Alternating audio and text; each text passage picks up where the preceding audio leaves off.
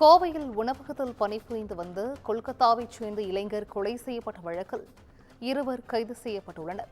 புல்லுக்காடு பகுதியில் நடந்து சென்று கொண்டிருந்த வடமாநில இளைஞர் சுராஜை கொலை செய்ததாக இருவர் தற்போது கைது செய்யப்பட்டிருக்கிறார்கள். இது குறித்தான முக்கிய செய்தியை பார்த்துக் கொண்டிருக்கிறோம்.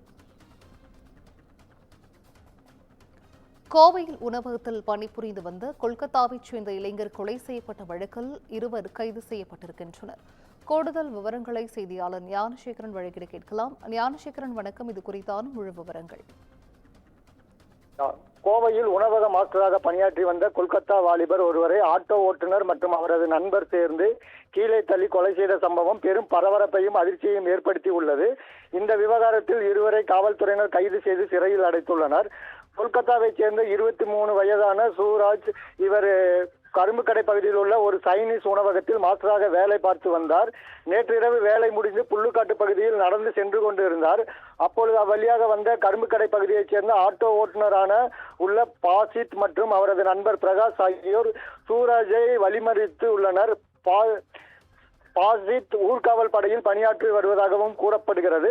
சூரஜை வடமாநிலத்தைச் சேர்ந்தவன் இங்கே வந்து எங்களிடம் பேசுகிறாயா என கேட்டு தகாத வார்த்தைகளால் பேசி அவரை தள்ளிவிட்டதாக கூறப்படுகிறது. இதில் நிலை குலைந்து கீழே விழுந்த சூரஜ் தலையில் பலத்த காயமடைந்து மயக்கமடைந்தார். அக்கம் பக்கத்தினர் இதனை கண்டு B1 கடைவீதி காவல் நிலையத்திற்கு தகவல் தெரிவித்தனர்.